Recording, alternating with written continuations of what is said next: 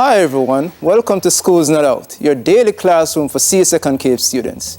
You can watch this lesson real time on Television Jamaica's YouTube channel or One Spot Media. We're also live on Music 99 and GoJamaica.com. If you have any questions on today's subject, you can send them in to Television Jamaica's Facebook page or Instagram at television_Jamaica. Today's lesson is CSEC physics, and we'll be talking about radioactivity and binding energy. I am Pethorne Dawkins.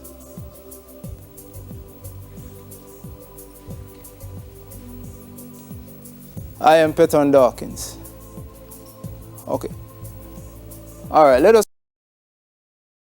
CAPE lessons live Mondays to Fridays from 9 a.m. to 12 noon with weekly Schools Not Out tutorial sessions on Saturdays from 1 p.m. to 4 p.m. Schools Not Out, live CSEC and CAPE lessons. Know that an atom is any material that is the simplest unit of all matter. From Form 3 also, you should be able to describe the structure of an atom. You should be able to point out the proton, the neutron, and the electron. You should also know that the proton is found in where? The nucleus. The neutron is also found where? In the nucleus. And the electrons are found where? In the nucleus? No. It's in the outside of the nucleus, spinning around and around. So you should know these things.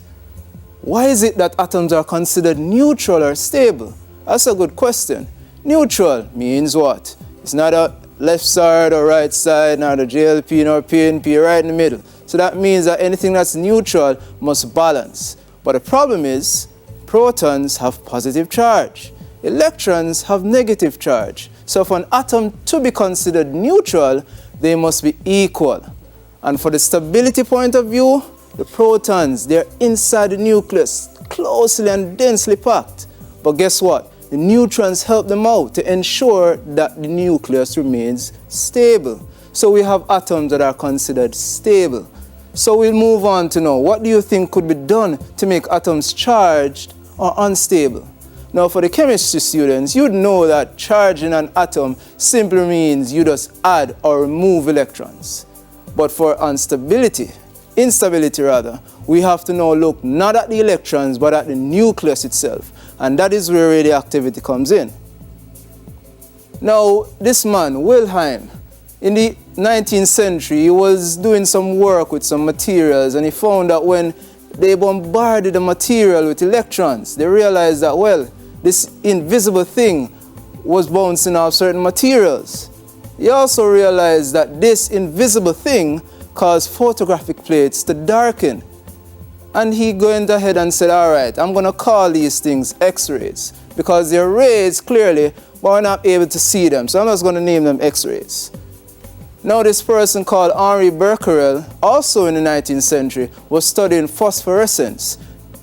Big word, don't be taken aback by it. It simply means that minerals are able to emit light by their chemistry.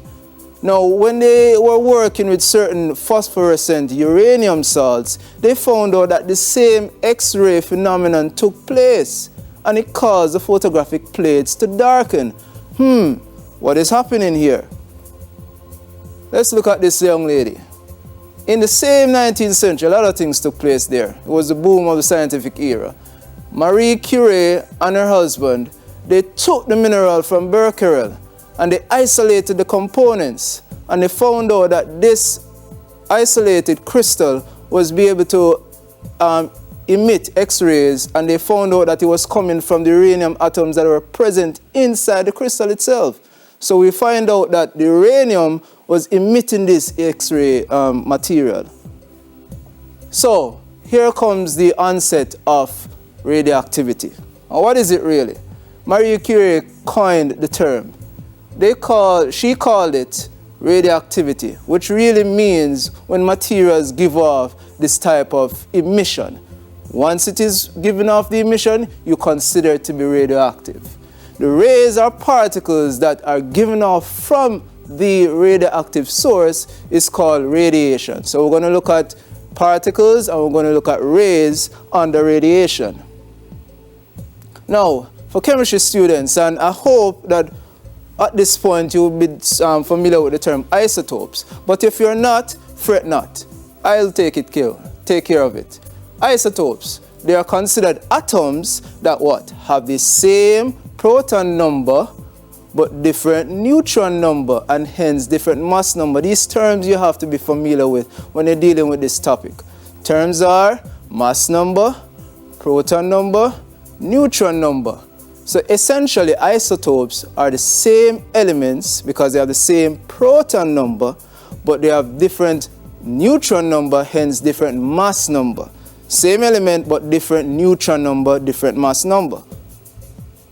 Isotopes can now be considered unstable under certain conditions. And once they're considered unstable, then they're termed as being radioisotopes. Remember that term. Isotopes are elements, same proton number, different neutron number. Once they're unstable, emitting that X-ray, they'll be considered radioisotopes. Now, the emission that takes place is to get to a more stable arrangement.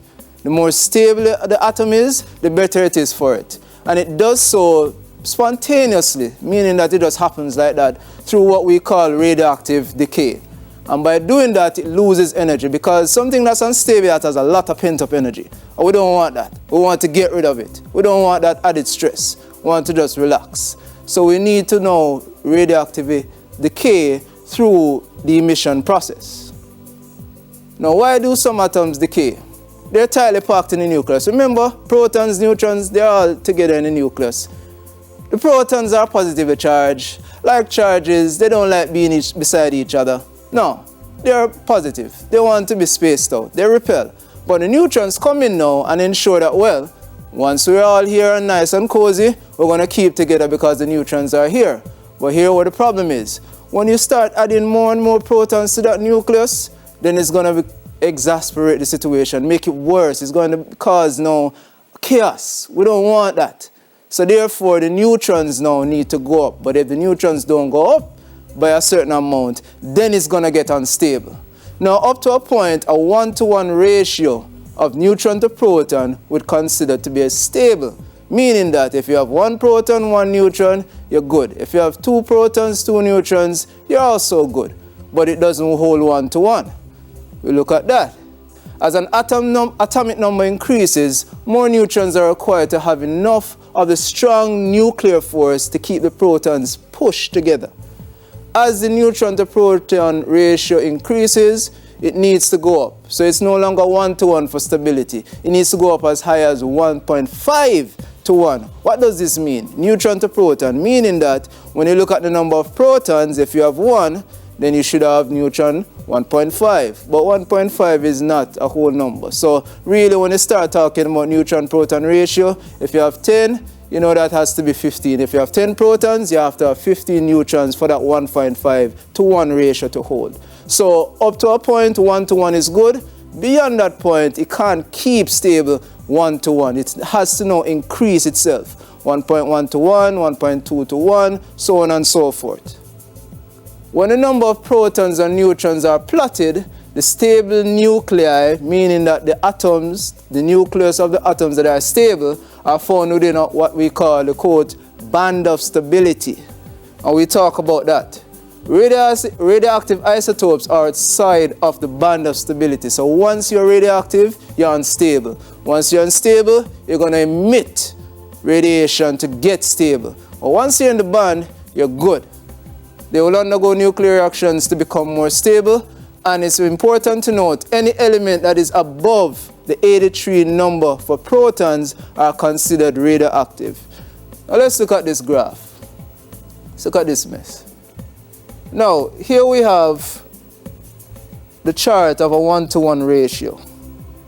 All right, 1 proton, 1 neutron, 10 to 10, 10 to 20 to 20, 30 to 30. This is the 1-to-1 ratio. But what we have here in this dotted section is what we call the band of stability. Now realize that the 1-to-1 ratio and the band of stability, they don't coincide up to a point.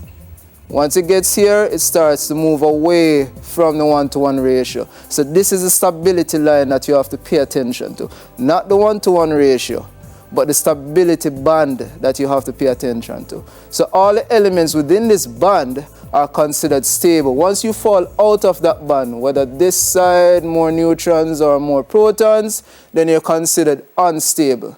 So we don't want for elements to be outside of this band, but they do fall in that band. So what do we do? What happens then when they do fall in that band? And here's another chart that shows it.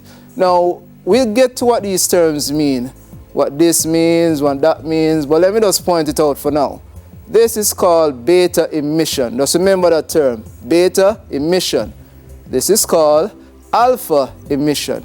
And we get to what these emissions are. But just know that within this band of stability, anything that is outside of it would want to go back to it, because nature naturally wants stability. Nature naturally wants something of a low energy arrangement. So we'd want to move elements into this band of stability, even though they may fall outside of it. So these emissions now are what are able to keep the elements stable. Now, a quick question. Let us calculate the neutron to proton ratio here. Let me move to the board here. Now this element is thorium, and I hope you're familiar with this arrangement where we have A, Z, and X. A is taken as the mass number. For chemistry persons, you'll be familiar with this. Z is taken as the proton number. Yes? And there's an equation that you ought to also be familiar with. A is equal to Z plus N. So the missing thing here is N. It's not stated here, but you need to know it, which is the neutron number. So these are some background information that you're supposed to be familiar with. So every atom can be represented here by this arrangement, where we have A, Z, X is the species or the atom itself, and N is the neutron number. And please pay attention to that equation. Now, for us to calculate the neutron to proton ratio, we must know the neutron number and as well as the proton number. Now we know the mass number, we know the proton number, but we need now to find the neutron number. So let us look at this. The mass number says here it is A234. The proton number Z is 90. But the neutron number, if we mathematicians, so if we transpose this, then we'd have A minus Z, which is 234 minus 90, which gives us 144. So that's our N number. And of course, the neutron to proton ratio is simply the neutron divided by the proton, which is 144, divided by 90, which gives us 1.6.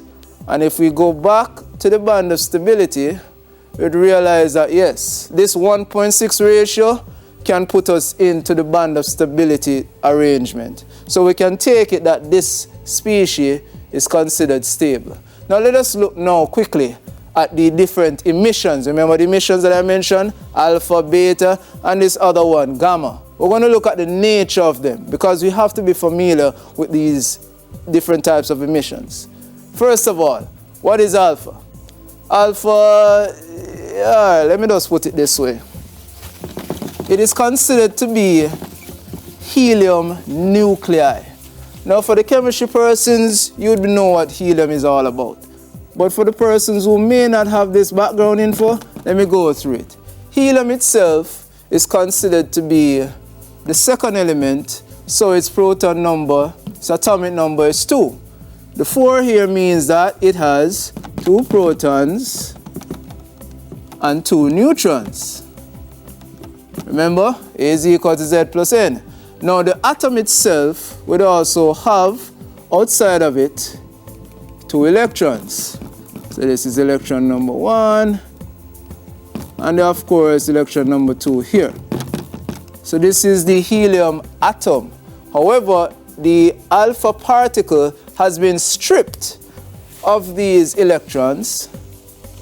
So we're going to go ahead and remove those. So it still keeps the 2 protons and 2 neutrons, but instead, it being stripped of the electrons, it will now acquire what we call an overall charge of +2. So when it says release of 2 protons and 2 neutrons, it means that once you emit an alpha particle, you have automatically emitted 2 protons, 2 neutrons from that atom. And it has a charge of 2+. The 2+ came as a result of the helium nuclei being present only. Therefore, the protons being positively charged gave it a 2+ charge. In terms of its mass, we'll get to what that AMU is, but just know that its mass is considered AMU. Now, for alpha, it is considered the largest and the slowest, meaning that because of its mass, it is going to be 2, 4 there, and then because of its charge, it's going to be the 2 there. It is least penetrating, it can easily be stopped. Now, when you look at this imagery, you can see here that this species, Pu, look at the numbers. When you emit an alpha particle, then you have reduced the mass number from 240 to 236, the atomic number from 94 to 92. So once you're able to reduce these numbers by 4 at the top, by 2 at the bottom, then you have emitted an alpha particle. Let's look now at the beta. The beta particle is much smaller. It is said to be the decay of a neutron into a proton and an electron. What does this mean? It means, therefore, that once the neutron breaks down, it emits the proton and the electron. So a beta particle is essentially an emitted electron. Now, we can also look at the beta emission as also something called a positron, which is really a positive electron. In this, the proton breaks down into a neutron and emits a positron. But we'll get to that a bit later. But just know, just focus on the beta being emitted electrons. Now, in terms of their speed, because they're smaller, they move faster and they can penetrate more, so they won't be stopped as easily as the alpha particle. So here we have an arrangement. A beta is emitted from it because a neutron became a proton and an electron. So you realize that the mass number doesn't change. Why? Because the mass number is proton and neutron together. So a neutron does swap out and become a proton, so mass number remains the same. However, the atomic number increases by 1. And of course, the beta is released there. For the positron, it's a similar story. Mass number doesn't change, but proton number decreases because a proton becomes a neutron and emits the positron. Negative for beta, positive for positron. So just please be aware of those.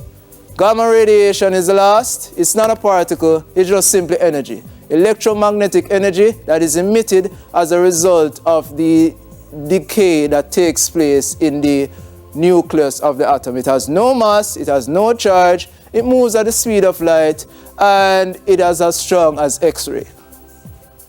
And we see here, X-ray being given off, gamma rays being given off. That's the whole story about that. This slide shows us the alpha particle stopped by paper, beta particle stopped by aluminum, gamma ray penetrates, and for it to stop, we need lots and lots of lead or concrete. It gives trouble. It's a very penetrating emission. And we see here another slide where because of the charge on the beta particle, this positive attracts it. Because of the charge here, the alpha is attracted towards the negative, beta towards the positive, but gamma, it goes through unaffected. Now, a big word here, transmutation. What is this all about? Transmutation. Mutation comes from the term to change. So something transmits or transfers into something else. Now this transmutation is as a result of the decay that takes place. Remember, alpha particles are released, beta particles are released. Mass numbers change, proton numbers change. So as a result, the nucleus that you started out with cannot be the nucleus that you end up with once a alpha or a beta particle is emitted. So therefore, transmutation is really the nucleus changing into something else as a result of the emission. So let's look now quickly at one of them. Alpha emission. This U means uranium-238. You probably have heard of that before as your fuel for nuclear fission reactions. Because of the alpha particle that it emits, 238 goes to 234, 92 drops to 90, uranium becomes thorium. It's a new thing, it emits the alpha particle. So parent nuclide, daughter nuclide, the alpha particle. So that is the arrangement in terms of the emission there. And the numbers must balance, of course. Now, when we look at the beta emission, this is iodine, this is xenon. Iodine becomes xenon. Why? Mass number doesn't change, but the proton number does. So once the proton number changes, then it becomes a new thing. 53 to 54, new species. And of course, the negative electron here indicates that a beta particle has been formed. For the positron, same thing. Instead of the mass number increasing, the mass number decreases. So krypton becomes argon. Oh, rather, excuse me, potassium becomes argon, and the positron is emitted right there. And of course, when it talks about gamma emissions, nothing really happens. It's just that it is followed by the decay. And we go through different things here. Now, a question is asked. What element is formed when radioisotopes undergo decay? But I believe based off what we're looking at here, we can easily work this out. Give the atomic number and the mass number of the element once it undergoes an alpha decay. So let's work this out here real quick. Now remember, alpha decay, what happens during the alpha decay? We know that this is the particle here. We know that this is the particle here for the helium. Because of the 4 here, this will drop to 210, and this will drop to what? If you said 80, you're correct.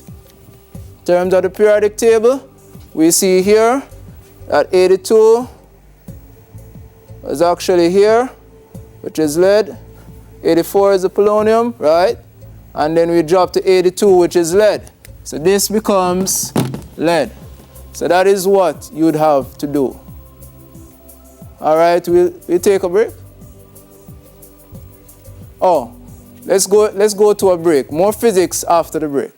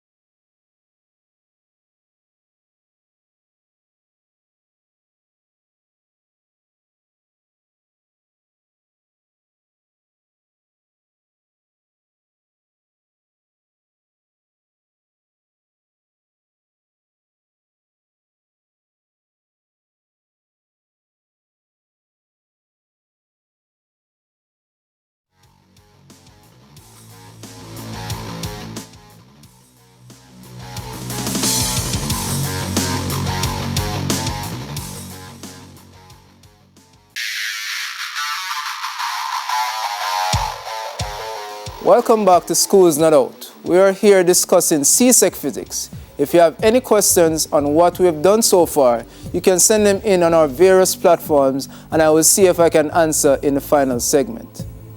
Now, we were, before the break, working out something in terms of the alpha decay. We said we had polonium-214, alpha decay took place, and we ended up with lead-210.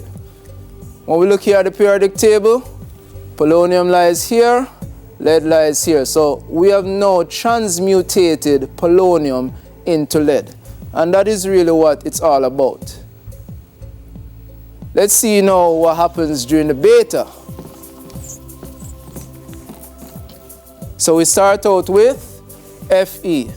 If you remember chemistry students what Fe is, you should know that is iron.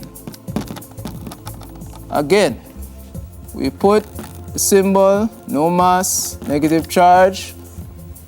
It's a beta decay.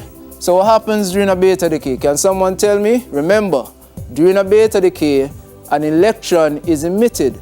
So for the electron to be emitted, the neutron degrades or breaks apart and forms a proton and emits the electron. So that means that if the neutron becomes a proton, the mass number remains the same. However, if the proton is formed from the neutron, the atomic number goes up by 1. So when we go back to our periodic table, we see here that Fe is right here. But what's beside Fe at 27? That's cobalt. So that's what we write here. So Fe, iron, has transmutated into cobalt through a beta decay emission. And when we ask for the balanced equation, I will come back to that because it's something that I can bring to you at the end. Now, when we start talking about breaking apart and splitting, the term fission comes in. And from English language, you can find the definition of fission meaning divide. So what we have here is a situation where when a neutron hits an unstable atom, it splits because it's made even more unstable. When the nucleus splits into fragments, they're split about in the same mass, somewhere thereabout. And then by that splitting, it also emits or releases more neutrons that are able to go and do damage elsewhere. Now, when we have a situation where one causes a breaking apart and then that break apart causes more neutrons to be released and more neutrons can go elsewhere and break something else apart, what we have is a cascading thing where a chain reaction sets up. And when we look at that, we have a situation where a neutron hits an unstable nucleus, the nucleus splits apart, and then it releases 3 neutrons, all of 3. Now guess what happens when those 3 find something else? Check it out. 1 neutron is this uranium. Uranium splits apart, gives you krypton, barium. 2 neutrons release. Those 2 neutrons, guess what? They go and hit, again, uranium atoms that are available.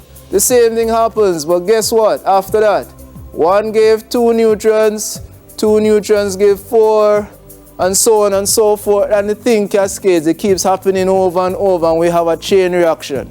So that is really what happens in a nuclear fission reaction naturally. Now, human beings have always found ways to make use of nature. And one of the ways that human beings have found to make use of this kind of chain reaction is to harness the energy through nuclear reactors. So nuclear power plants have used this process of nuclear fission to generate heat because a lot of heat energy is released from these reactions. So you see an image here. This is typical of a nuclear power reactor where you have the steam being emitted because of the tremendous amount of heat energy that nuclear chain reaction was producing. The heat is used to generate steam, which is used to drive turbines and, of course, produce electricity. Because the end goal really of harnessing energy is to put it in a form that we use. And the predominant form, of course, is electricity.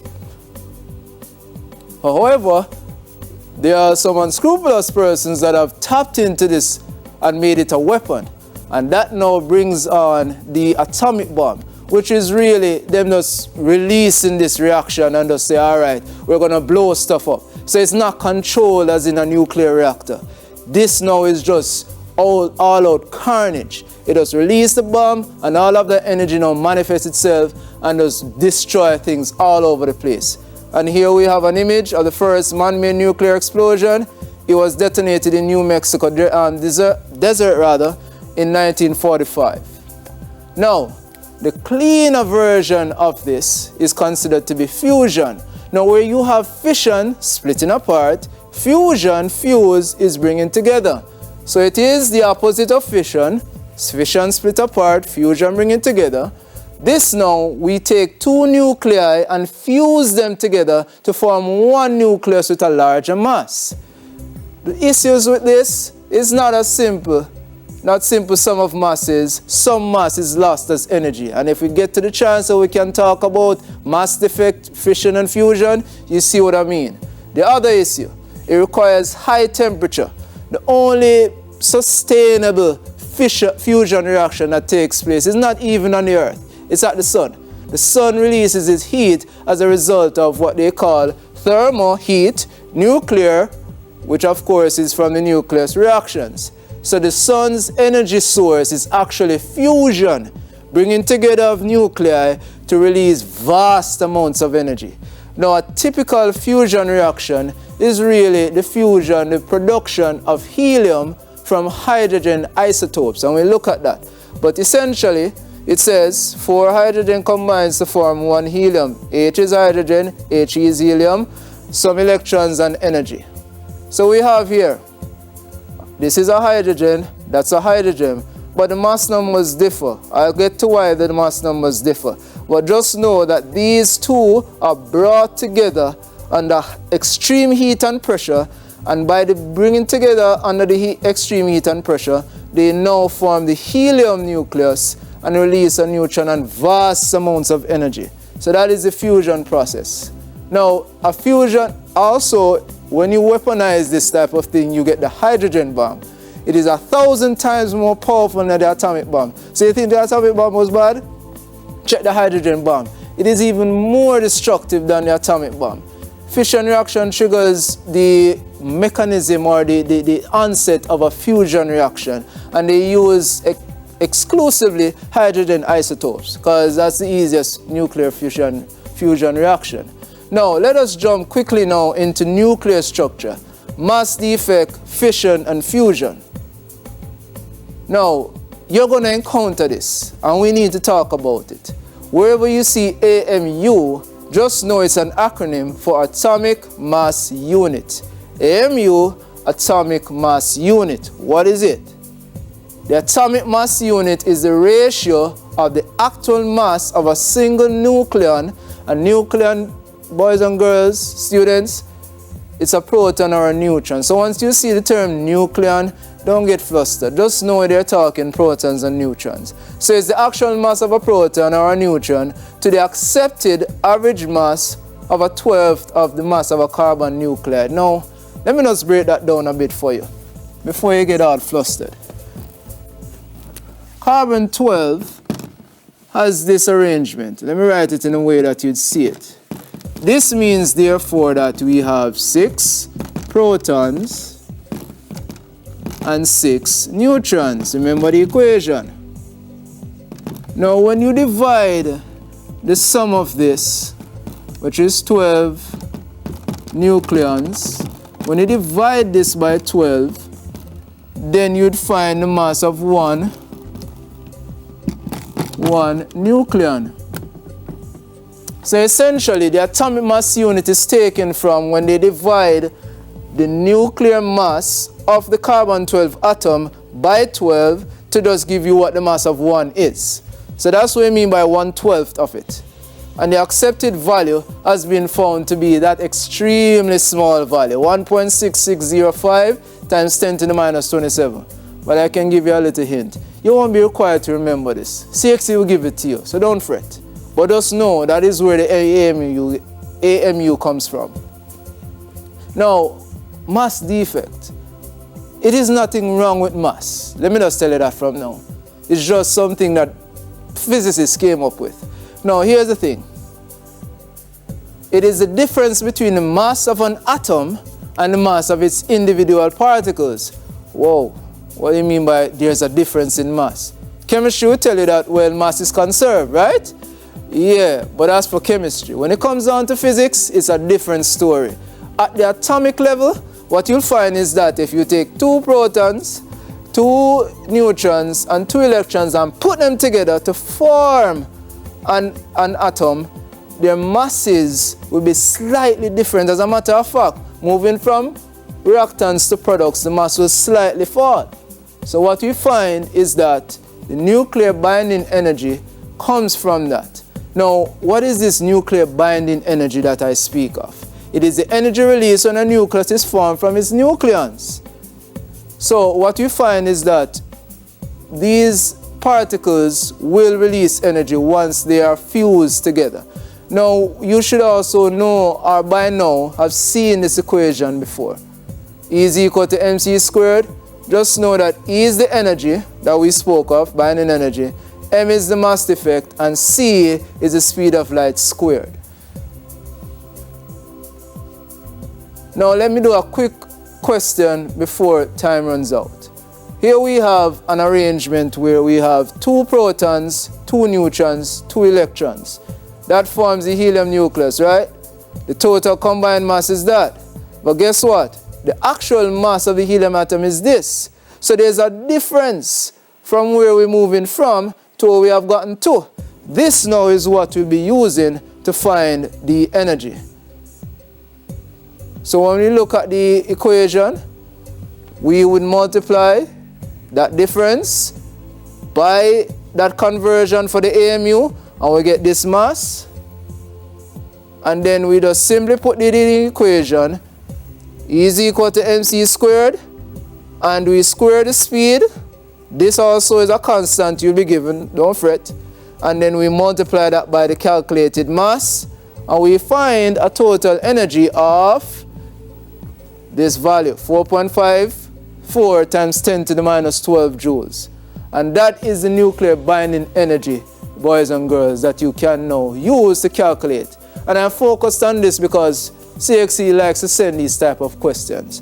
So I'd want for you now to just take the opportunity to see if we can work through the entire thing there. As I said, these things will be available to you at any time, and if you want to reach me, there are channels which you can reach me through. Alright, energy of fusion, we can read through that. E is equal to mc squared. This is the reaction that took place for the fusion reaction. This is called deuterium. This is called tritium. Deuterium H2, tritium H3. When they come together, we find the helium atom coming out. So essentially, this is what happens in a nuclear fusion reaction. And when you check it out, when these two come together, their mass combined will be more than what mass comes here. So that is what releases the energy. Alright?